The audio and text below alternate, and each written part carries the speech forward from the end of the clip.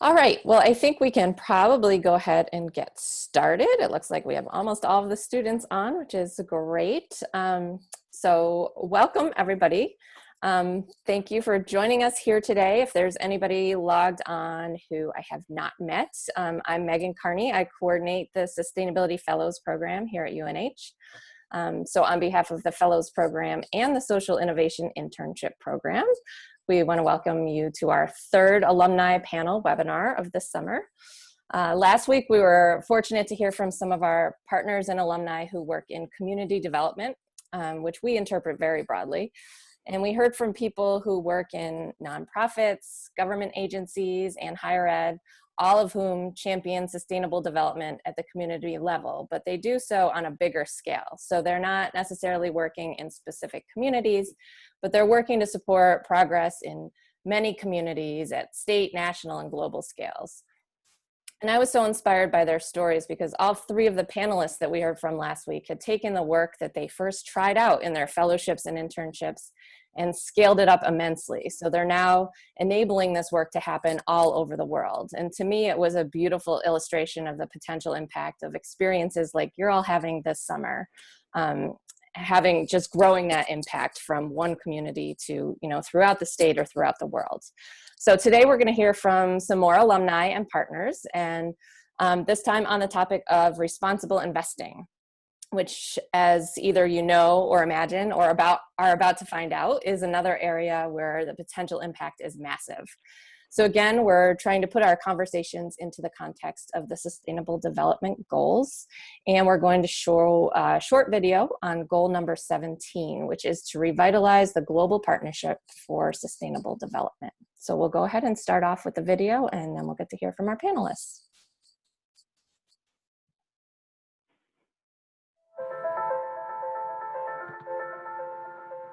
PRI's convened 15 climate forums in 10 countries around the world, where we've launched new practical guidance to help signatories advance in climate change. Altogether, through these PRI, we've reached over 1,300 investors, including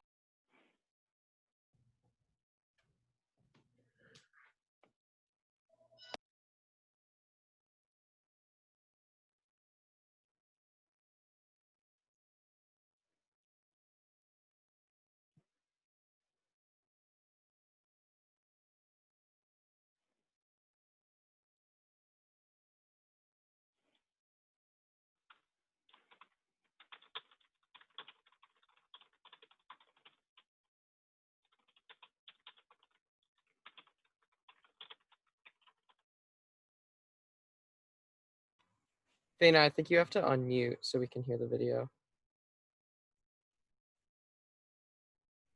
Dana? targets. So some really exciting things happening now.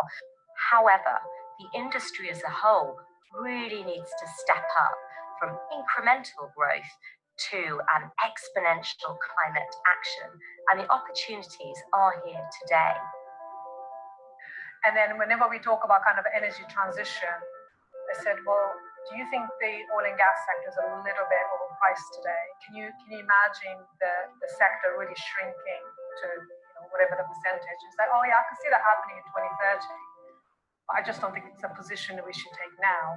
Previously, oil and gas companies have relied on a lot of estimations, engineering calculations for emissions, and it's really key to fully understand the risk. Companies need to be able to directly measure what their methane emissions are. And I don't think you have to do everything, but if you can do a policy, have a really elevated conversation with your manager, understanding what is it that you're benchmarking against, I would think that enough funds are out there for you to do a low carbon option tomorrow. Soon after we'd introduced our climate change policy, my chief investment officer and I decided that we should focus more on what climate change meant for our investment strategy and to do more of a deep dive with our investment committee.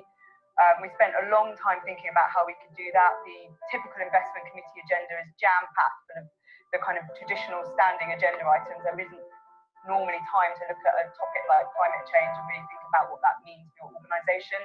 We decided to put this as a large part of the investment strategy away day in 2016. It was recognition, I've put there, as climate change is a material issue, but less well understood. So we took time, we invited experts into the investment committee strategy day. We worked with our investment consultant, Mercer, at the time, who had developed this multi-asset tool, which could look at what the impact would be and quantify the potential financial impacts on different asset classes. Very, very quickly, I'll just say the blue that you can see inside the donut chart means there's a negative impact. So the most significant impact is a negative impact on developed market equities. The areas that the industry needs to step up in include really understanding future climate risks and use of climate scenario analysis, the scale of clean energy opportunities that there are today, the options for thermal coal power phase out, and also the upcoming shareholder resolution season. Right? You could have the most perfect fund with a manager, but if that manager who's managing the money doesn't send the right message to the companies, you get cancelled out. So please look at how your managers are voting, what they're saying on big topics, and I don't mean the marketing machines, but really on key sectors, key companies. The messages they're sending as managers are far more powerful than unfortunately some of those low carbon funds as it stands. The climate change narrative and kind of the social and business and human rights narrative have often been seen a little bit in silos. Investors might have someone who's an expert on climate on one side and someone who's an expert on social on the other. But so this is really about also unifying the climate change with the social dimension. Thinking about it also, how does this lead across to inequality, and some of the kind of broader issues. It's about, the decarbonization and the risks of actually stranded workers, not just the stranded assets. So what do you do with the people that might be left behind? The social objective, particularly jobs, is going to be a big priority in a number of cases, particularly in areas where resources were a big factor endowment. In a number of these areas, the social dimension, trying to understand it, not just the absolute size, but the influence of it is integral. PRI is looking forward to supporting signatories in making further headway this year, including at an asset class and sector level where more work is needed.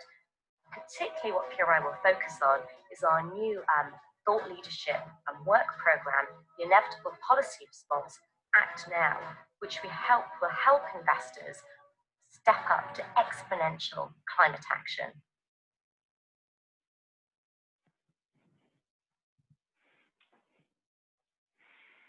Thanks, everyone. Sorry about the technical faux pas. So I'm Faina Bucher, and I'm the program director for the Changemaker Collaborative, formerly the Center for Social Innovation Enterprise, and I oversee the Summer Social Innovation Internship Program. I'm excited today to introduce our moderator, Julie Gordy, and she received her Bachelor of Science in Forest Management at Northern Arizona University and a Master of Science and PhD from Michigan State in Resource Economics. Julie is the Senior Vice President for Sustainable Investing at Impacts Asset Management, and she leads the firm's sustainability research team in conducting environmental, social, and governance, ESG, security analysis on prospective and current investments, as well as the firm's shareholder and public policy advocacy initiatives. Her team was instrumental in the development and launch of the PAC's Global Women's Leadership Index in 2014. Julie has served on many boards, including those of the Sustainable Investments Institute, the Endangered Species Coalition, Clean Production Action, and she co-chaired the United Nations Environment Program Finance Asset Management Working Group. Currently, Julie serves as the chair of UNH's Committee on Investor Responsibility, which UNH's Foundation's Investment and Finance Committee established in 2017. She has also served as the judging chair and continues to serve for the New Hampshire Social Venture Innovation Challenge, a competition that calls for New Hampshire college students to identify pressing social, environmental, and/or economic issues at the state, national, or global level and develop innovative, sustainable, and business-oriented ideas to solve them. Prior to joining Impacts, Julie served as Vice President and Chief Social Investment Strategist at Calvert.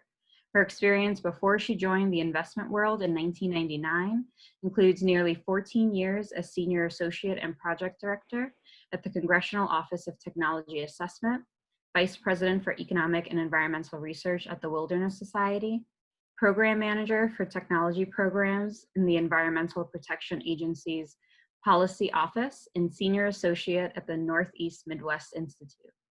We're incredibly grateful to have you join us today, Julie, and with that, I'll hand the webinar over to you. Thank you so much.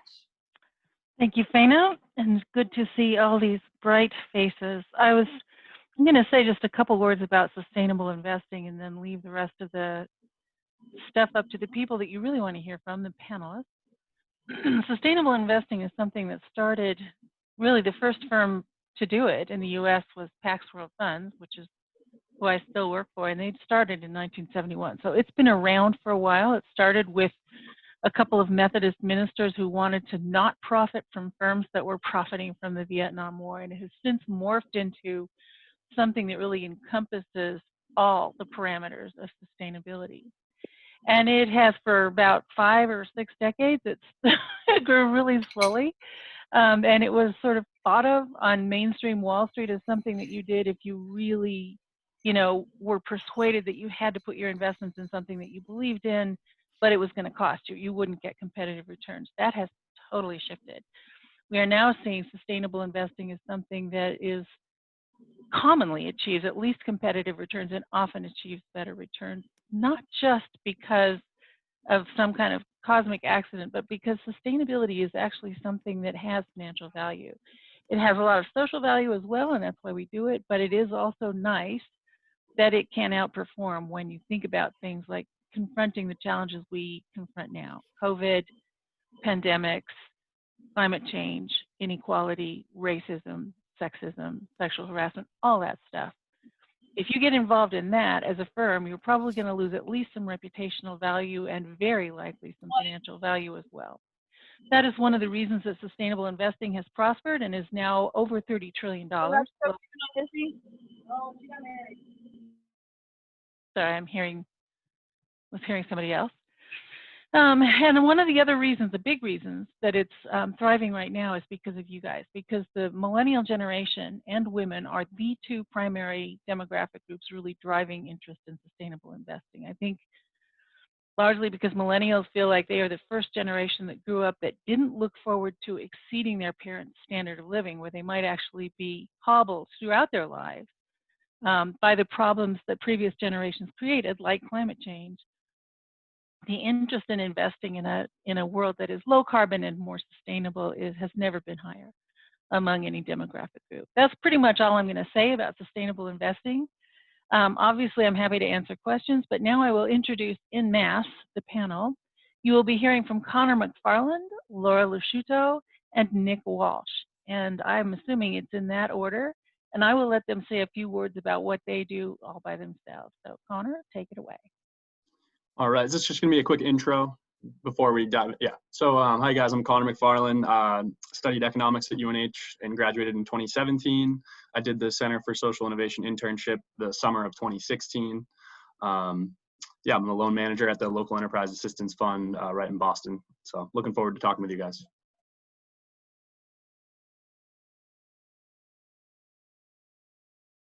Laura, go ahead. Sure. I'm Laura Lusciuto. I'm a manager on the company network team at Ceres, which is a sustainability advocacy organization in Boston. I did my undergrad at NYU in communications and my graduate degree in sustainability at Wake Forest University. And yeah, I think I'll just leave it there for now and let the final panelists introduce themselves before we get into it. And Nick? I'm Nick Walsh, a UNH grad of 2019. I graduated with environmental conservation and sustainability major. And after graduation, I joined the social innovation program the summer after at Prime Bookhold, which would eventually become where I'm a data associate now. Thanks. We don't really have a script, or at least I don't have a script. So I'm Not sure what's happening with the slides, but does anybody want to jump in and talk a little bit about, how your fellowship or your CARC experience prepared you for what you're doing now, and if you have any words of advice for students coming through the program now? Yeah, so I would love to answer that question. I joined the program after graduation because I didn't know what I wanted to do. I was going to graduate with a degree that was relatively new to UNH and kind of to the world at whole. So I didn't really know what step forward I wanted to take. So I joined Prime Bookholds in their ESG questionnaire program. And from there, I kind of learned about responsible investing, sustainability investing, and that just kind of opened up a whole world of career choices. And so I think to the people interning now, you may be in a position where you're kind of a fish out of the water, but it's where you want to be. You're supposed to learn. You're supposed to find out about these new opportunities. And yeah, take it as it goes. Everything's a new experience.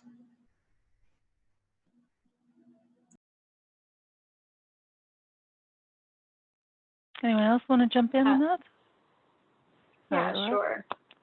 Yeah, thanks, Julie. So for me, the UNH fellowship was kind of part of a career pivot. Coming out of undergrad, I worked in what I call like general business. So worked in some consulting roles and spent a few years in the private sector, and then decided that I wanted to focus. I still wanted to work with businesses, but I wanted to work on a different type of issue, on something that I thought was more pressing and more important, honestly. So I went back to school and did a master's degree in sustainability. But coming out of that, realized I needed some more on-the-ground experience. I had business experience, I had a degree in sustainability, but I didn't have actual like day-to-day workplace experience in the sustainable world. So the UNH program for me helped bridge that gap and sort of transition from grad school into a new career in sustainability. Yeah, I would add in, so that my internship experience, you guys heard from Paul Bradley, I believe, last week, right? So yeah, I worked for UNH, which is basically all you heard about the mobile home park cooperatives in your call last week. It's basically that work just in New Hampshire. So I was doing a lot of community organizing and financial analysis. There's over 100 resident-owned communities in New Hampshire. So was able to do a lot of like portfolio finance work, as well as the boots on the ground, being in the communities and helping facilitate meetings and kind of acting as a consultant. So yeah, so that summer internship, and I interned with them and ended up working full time at UNH upon graduation. So so yeah, it was just kind of put me in the realm of like learning about cooperatives, and it also allowed me to work on kind of issues related to wealth and income inequality, which is something that I've kind of taken with me on my next job. So yeah.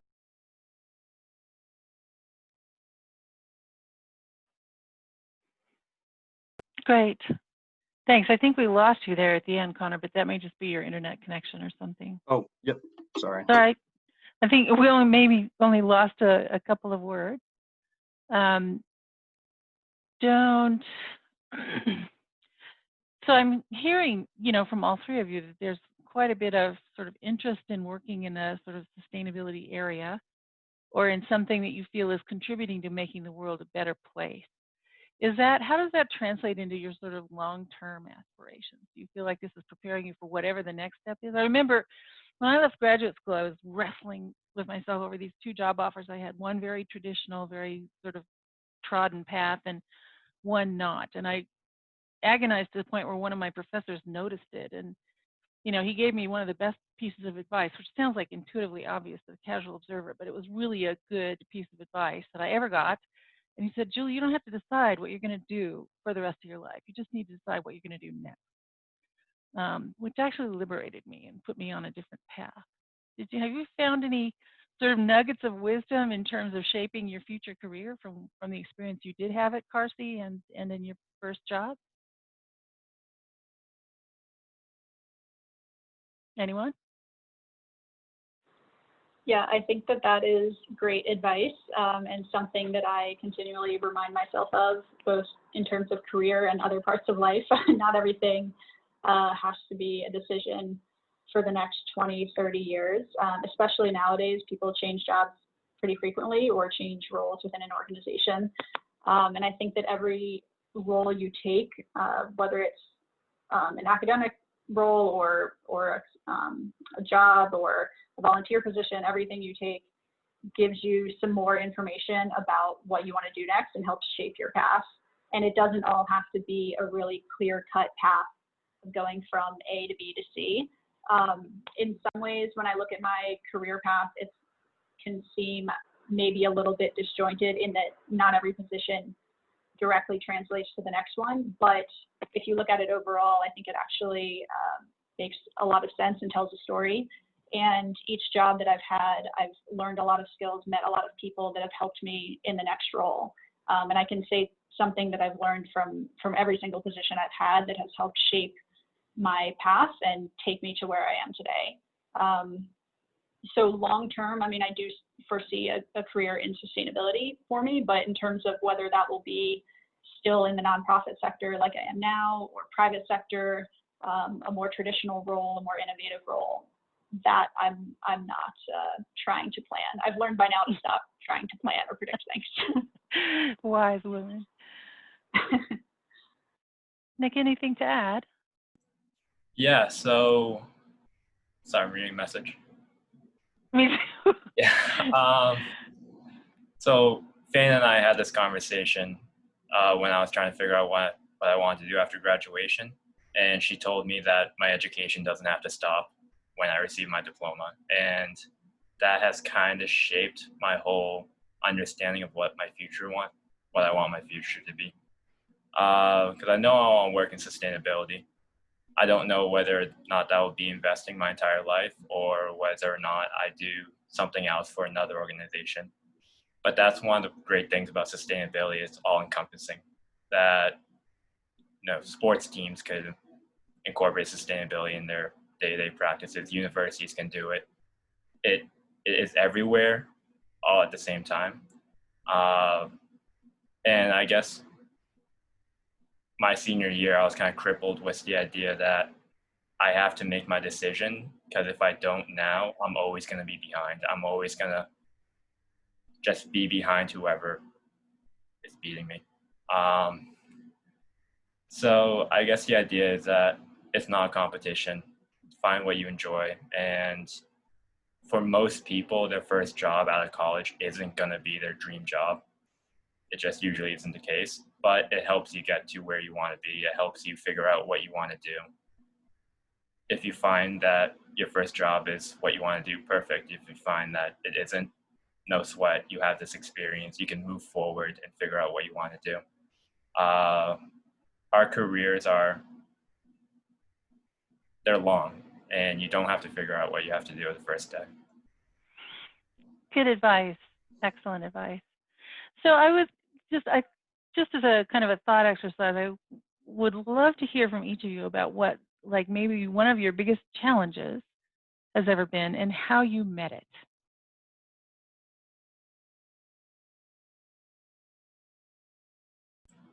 Yeah, I can answer that. I don't want to hog the spotlight, but no, you're not.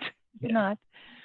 So when I first joined Prime Bookles, I had no finance experience. The only economics class I took was a macroeconomics class my sophomore year, and it wasn't really related to my major. So to be honest, maybe I didn't pay as much attention as I should have.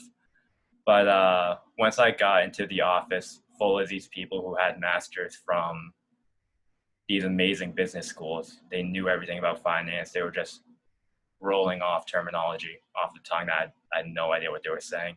I kind of felt like I was out of place, that I wasn't really valued there until we started talking about sustainability, until I was able to contribute.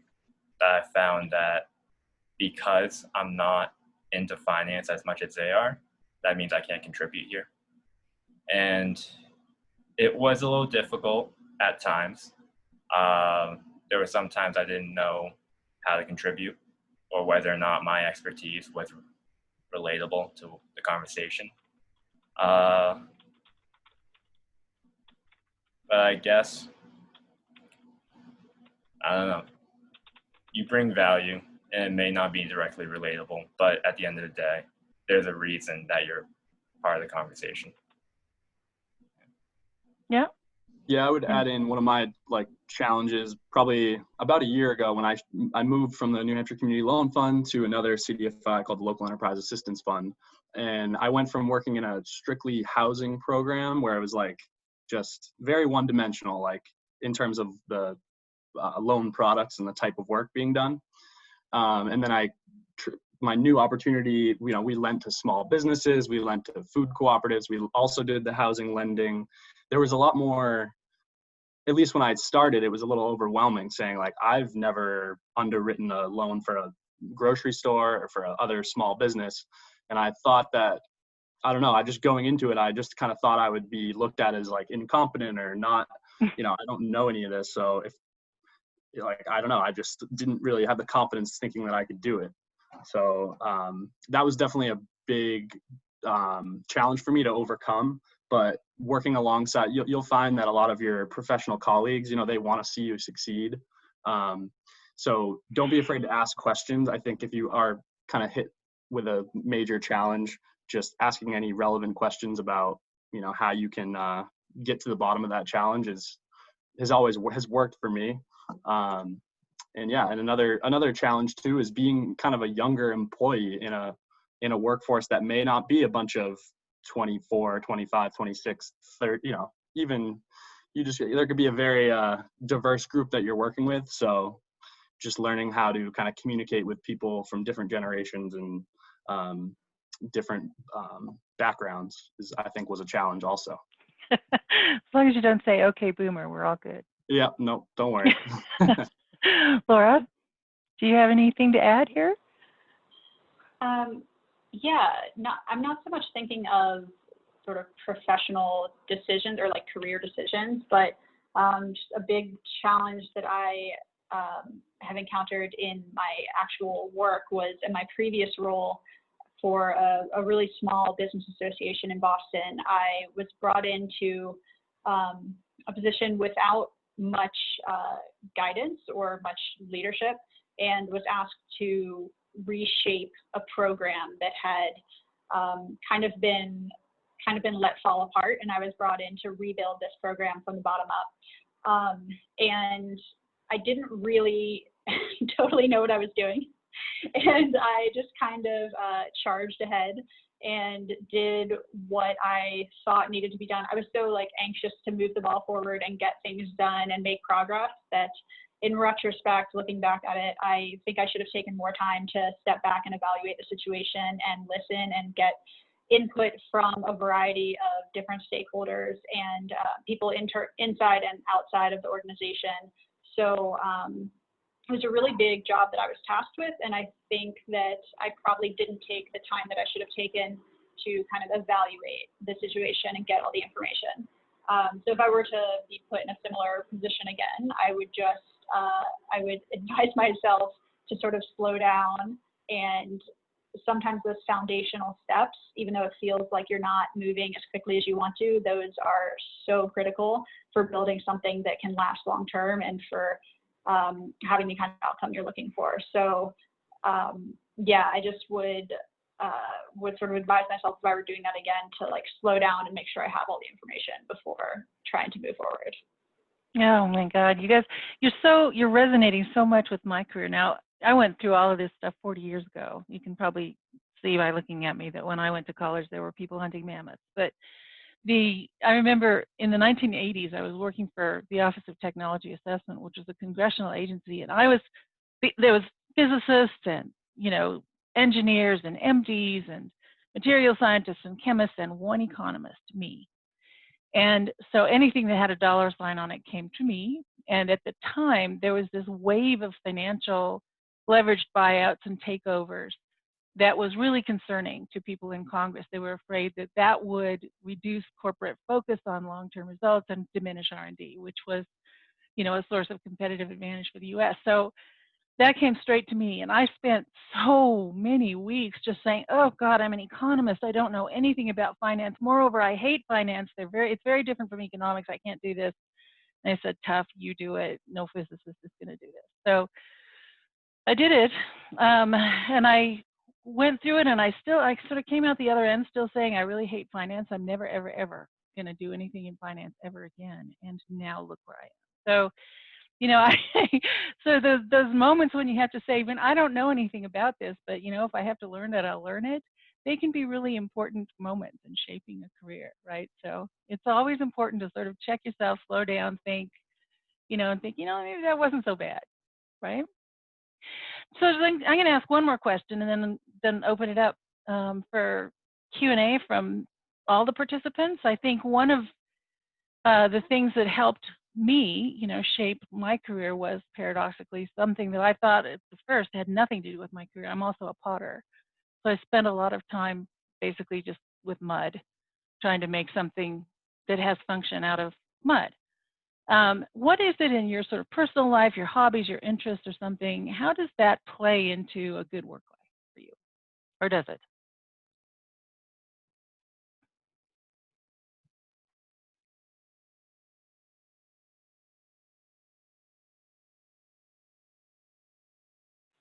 Sorry, I lost the last piece of that. How does it play into what was that? Your work life.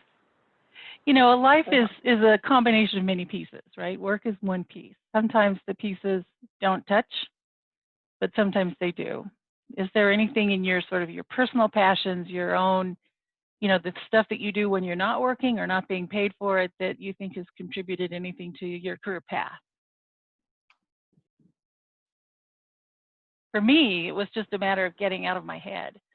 You know, a lot of times I've just spent so much time thinking about, when I was in grad school, it was about the next test, my dissertation, the term paper.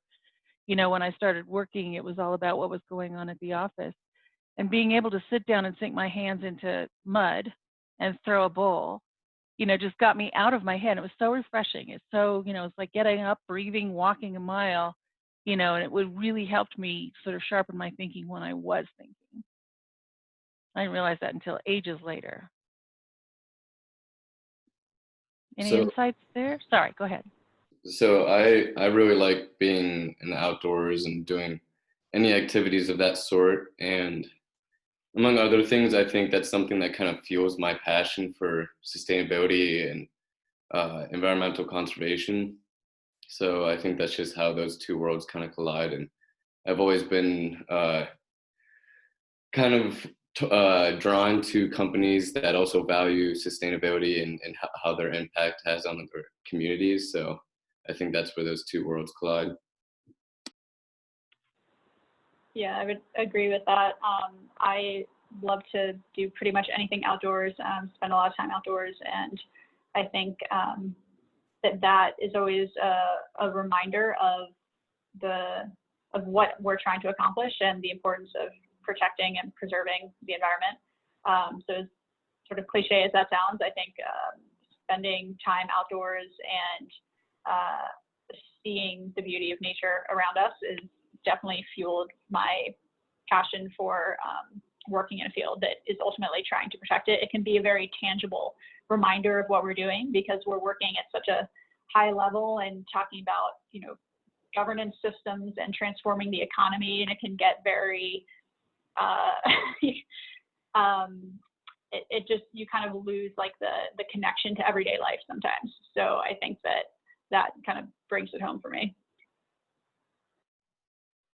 Yeah, our work at Leaf, like it centers around like access to healthy food and like economic inclusion, access to affordable housing. And for me, like I always inherently cared about those issues.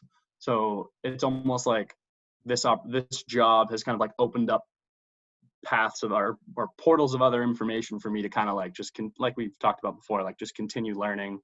So maybe there's a healthy food access program that, you know, maybe it doesn't really align like in my work life at all.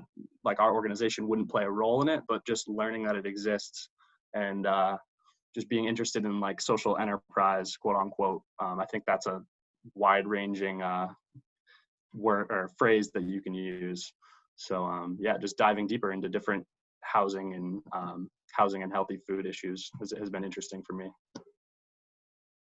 And yeah, echoing what Laura said and Christian about being in the outdoors is kind of a tangible reminder of why we're in this business. But also, I really like traveling and seeing different cultures and learning about other cultures kind of tells me that there's not one solution to every problem, and that you kind of have to value all stakeholders, because we can't solve affordable housing for people in Arizona with, you know, our just New England mindset. We have to ask them what's important to them, why they're dealing with the problem. And also, this is going to sound cliche, but I really like music and I like jamming with my friends. And, you know, sometimes you can't, if someone has an idea, like a riff or something, you can't fight it. You just have to go along with it. And you go further with collaboration than you do with one mindset, one idea, or this vision that you have for the future. All right, I'm going to turn it over to Rachel now. Rachel? Hi Or there. Jake? You know what? Yeah, I'm Maria. Yeah, Rachel. I'm interning with Paper Crane Associates this summer. So I'm kind of curious if any of you can talk about sort of the future landscape of sustainable investment in light of COVID-19 and what feels like an oncoming. Yeah, so I hope you don't mind if I take the first crack at that. The landscape of sustainable investing, I think it started with people with just a lot of passion, who wanted to put the parameters of sustainability into investing, which is very quantitative and very, you know, people in investing like to think of themselves as being very dispassionate and they never fall in love with their ideas. It's not true, but they think that way. They think that way. But it has really evolved into something where we're seeing the attributes of sustainability as something you can quantify, you can measure, you can create accountability, you can create goals and targets that companies can move toward. And if they do, it actually makes them perform better financially. Right now, I would say the world is focused on a couple of things in sustainable investing, and one is climate. Probably 15 years ago, when we started encountering climate change in the investment world, we all thought it was about regulatory risk. And then it looked for a while like the Obama administration might institute a national price on carbon or some kind of cap and trade system. And then when that didn't happen, you know, a lot of the interest, at least in the US, receded. Oh, we're not going to do anything about that. In the last 5 years, I would say investors have really woken up to the idea that the regulatory risk is going to get dwarfed. No matter what we do, it's going to get dwarfed by physical risk, sea level rise. You know, you think that nuclear plant is, you know, more than 5 feet above sea level is not vulnerable? Think again. I think investors are really trying to understand the parameters of the physical climate risks: floods, fires, droughts, sea level rise, severe precipitation, coastal storms, things like that. So just knowing what the parameters of climate change are is going to be an important thing. The other thing, you know, that's really, you know, there's always some new issue arising in sustainable investing, right? At the 5 years ago, it was Me Too, sexual harassment. That's still important. Now it's racism, systemic racism. Is your algorithm biased? Are your credit scores that you give people does their skin color affect their credit score? How do you know? How can you audit an algorithm? You know, so the sustainable investing can go in a million different directions. It tends to follow the issues that are important to people in the world. So the more you know about what's happening, if you just read the paper every day, the more prepared you're going to be for sustainable investing, believe it or not.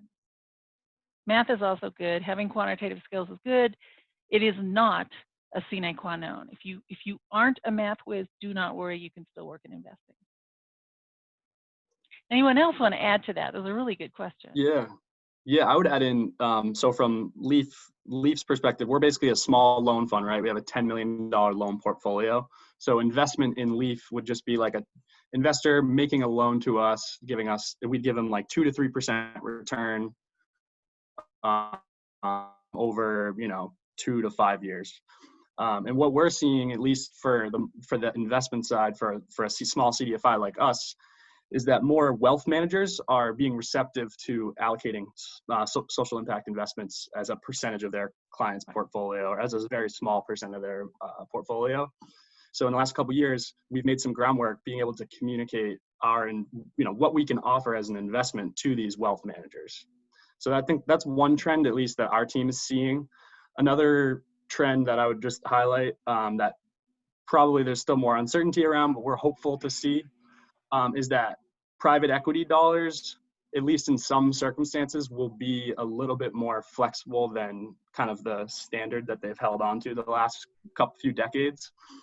So what we're seeing is that there are a handful of types of private equity investors that will work and really have like concessionary terms or favorable terms for a business that has a high degree of social impact.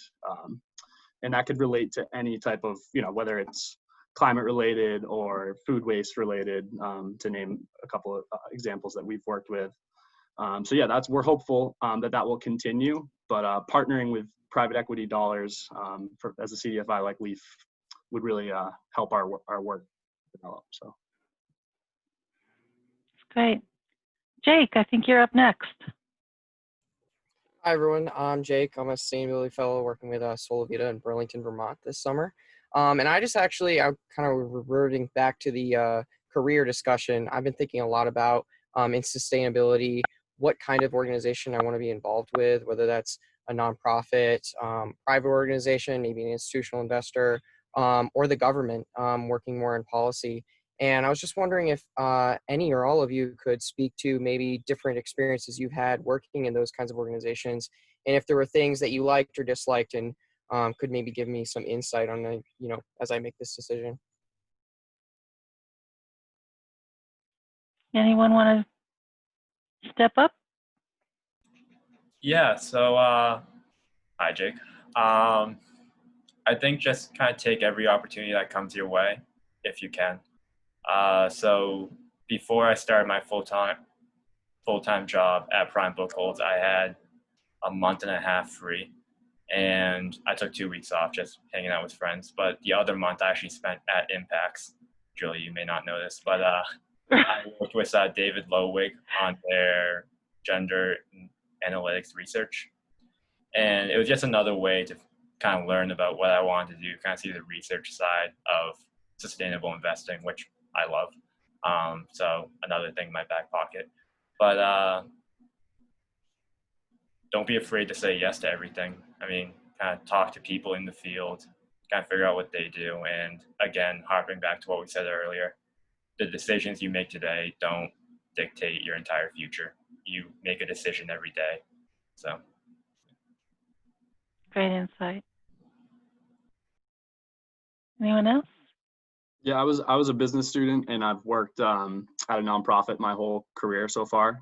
So I think I can't speak to working at some of these other organizations you've referenced, but I would say the one question that I get a good amount that it's like kind of exemplifies working in a nonprofit is people don't understand how that works. They're like, a nonprofit, like what do you even mean? And I would just echo that a nonprofit really isn't much different than in terms of operationally, how other businesses work. They're really just different tax implications and kind of really a little bit more focused on the mission as opposed to kind of our quarterly financials. So I would just say don't rule out nonprofits just because they might have some sort of image. Some nonprofits are very social service oriented, and some really kind of have some in-depth finance and more characteristics of a for-profit. Yeah, I'm into that. I mean, having worked in government, both at the legislative and executive branches and nonprofits and now the private sector, I can say there's more similarities than differences. And please, what Jake, I'm sorry. Nick, whoever you are. Sorry, I'm having a moment. Now you can say, okay, boomer, okay. That's such an important insight. Don't be fooled by the stereotypes. I mean, a lot of people think that government bureaucrats are basically brain dead toads, and they're not. I mean, there's you know, any organization you work for can be horrible, but can also be good. And it's not about the type of organization, it's about the type of people that work there. Sorry. Who's next? Britta. Oh, Hi, sorry. so I'm Britta. I'm interning with, I'm sorry. I'm No, go ahead. interning, I'm a social innovation intern with Timberland in the Small Business Alliance. I have investment in a different organization for, you mentioned, Julie, that like impacts growth was slow to start. I was curious where now maybe it's proven. Can you hear me?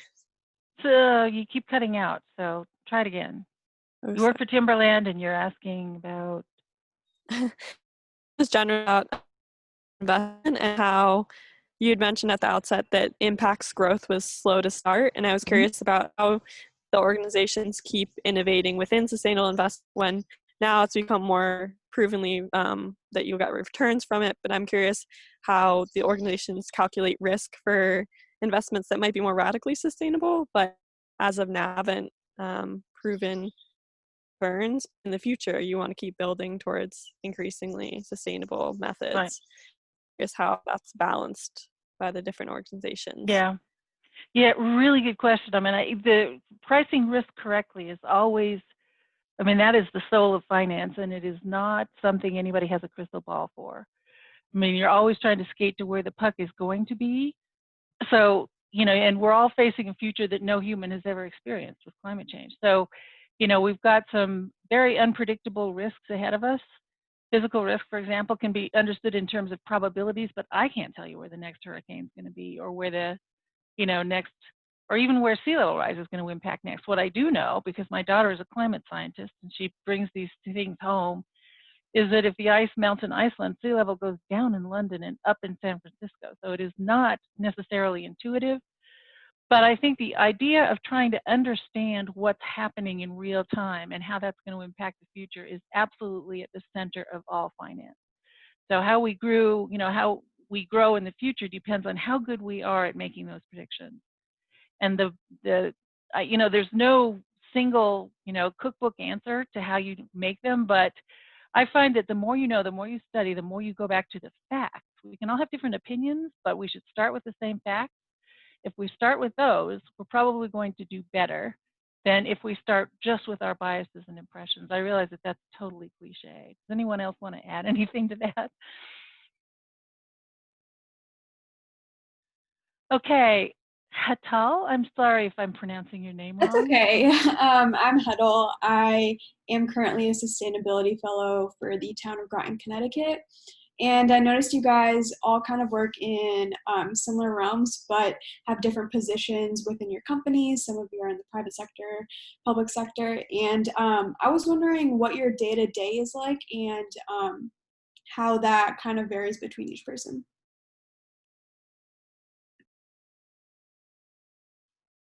Yeah, so I can start. I'm a data associate at Prime Bookholds, and right now I'm helping with the internship project that I don't know if Sarah Wilkinson is in the group, but I'm here. working with her. Oh, hi.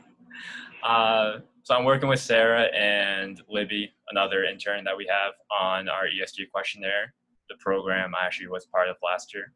So I'm there as a resource, but most of my day is working on ESG reporting and figuring out how much of a client's portfolio is invested in fossil fuels, private prisons, commercial weapons, that sort of stuff. And it's mostly client requested. So, you know, some days my workload would be smaller than others, but it's usually reaching out to other organizations like MSCI, the managers we work with, to try to figure out how much of a client exposure, how much of a client has exposure to certain negative categories, I guess is the best word, because there's so many. Yeah, for me, my day-to-day varies quite a bit. I manage a portfolio of companies from 4 different sectors. So the work that I'm doing each day really varies depending on where I'm at with each company. If we have a an engagement with a company coming up, then I'll be focused on that, and that'll take a lot of my time, and I'll be working just on that one company. Other times I'm doing more strategic planning and creating sort of long-term plans for companies and thinking about where we want them to go and how we can move them on certain issues. Other times I'm working on cross-organizational work at Ceres, so I might be doing sort of annual planning, like impact planning for the organization, and thinking about how we can collaborate across teams to achieve some of our long-term goals. I do a lot of that sort of strategic planning. Other times I might be like deep in the weeds of a company's sustainability report and doing an analysis of their performance against key performance metrics.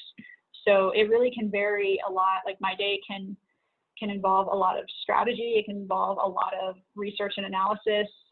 It can involve a straight day of back-to-back meetings, talking to a company or people internally. So it's always hard to answer that question. I think when you work in an external role where you're working with a bunch of companies instead of working within one company, that tends to bring about a lot of variety in your day-to-day, which I like. That's part of why I've always worked in external roles.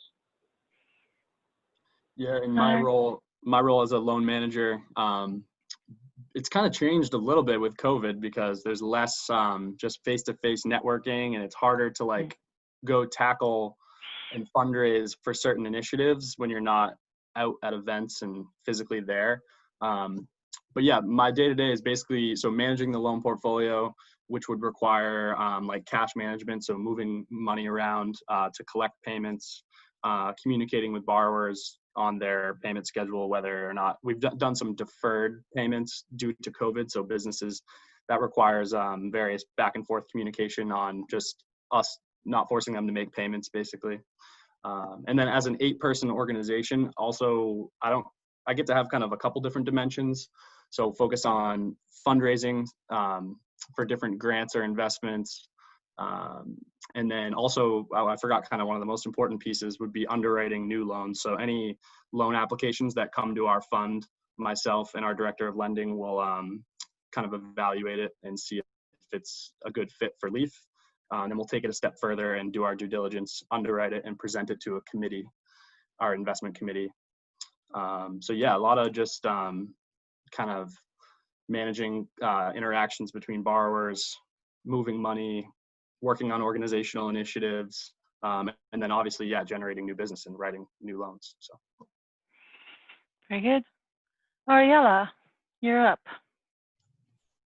Hi, I'm Ariella Sella. I am a sustainability fellow at Root Capital. And my background is actually in ESG reporting. So my question sort of has a little bit to kind of to do with that, but so you all clearly work at pretty different scales. So I guess I'm curious where each of you think the optimal scale for sustainable investing is to maximize impact, and whether or not your current position reflects sort of like your answer to that first question.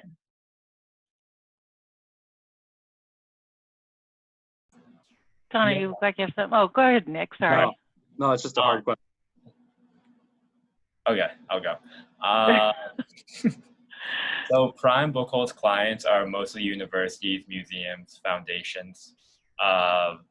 They're not your usual individual investor. So our portfolios range from $5 million to maybe $100 million, just huge amounts of money that I can't comprehend.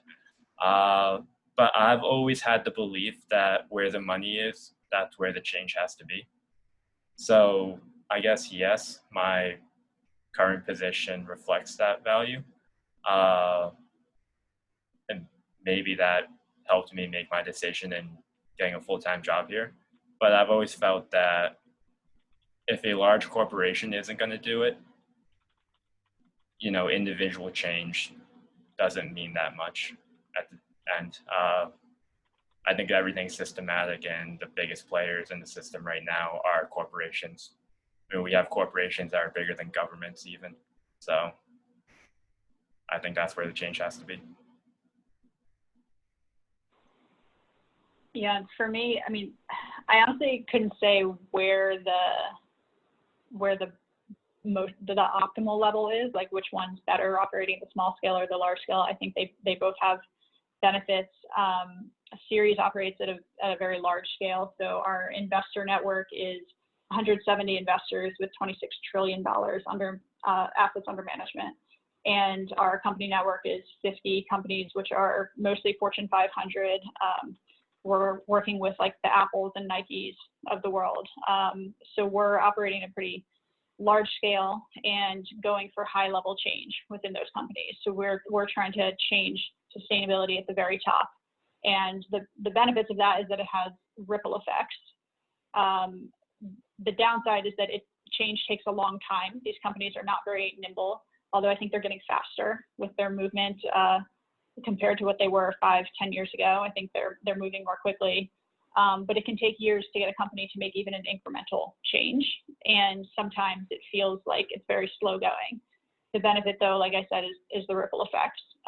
When Apple makes a decision, that impacts the entire supply chain, that impacts the whole value chain really. So any small victory you can have has a much larger impact, but it can be on a personal level, it can be a little bit frustrating sometimes, just the amount of time it takes and the sort of incremental changes we have to make. Whereas if you're working with smaller companies, smaller investors, they're a lot more nimble. Sorry, there's a lot of background noise here in Boston.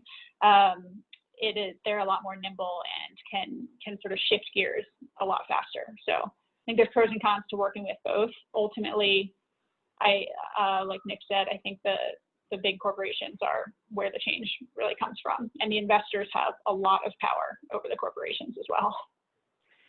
It does happen at all levels, and as you probably already know, Ariella, working at the level you do at Root Capital, that's a very impactful thing to do as well. There's one more question. Alexandra, could you ask your question and quickly, and then we'll try to allow one response, and then we'll wrap for today. It's been great. Sure. My question might be a little too big, but try it anyway.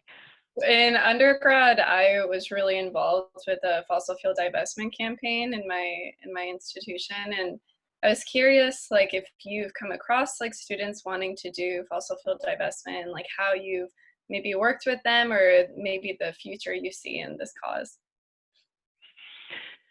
I'd be happy to take that one really short. I don't think I know any students who haven't been interested in fossil fuel investment.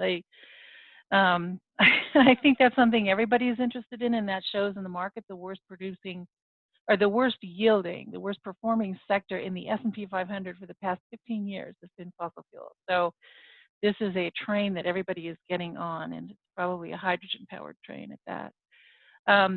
It's a big deal. It's something that students really drove. Congratulations to students. It wouldn't have gotten anywhere without all the interest from the students. So you guys are the future. You have the power. I understand that it can be humbling to start your first job and feel like you don't know anything, but you're the people who are going to control my future.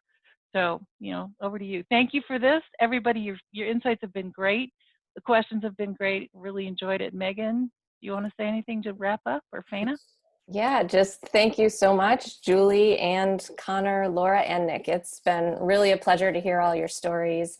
And I know the fellows and interns have learned so much from your experiences that they'll use this summer and as they move on into their careers. Just a very quick reminder that we have another webinar next week as well. So please join us from that to talk about climate action, which definitely relates to the conversation we had today. But in the meantime, thank you again to our moderator and panelists. We so appreciate your time and your perspectives, and look forward to being in touch. Thank you. Yeah, thank you for having us.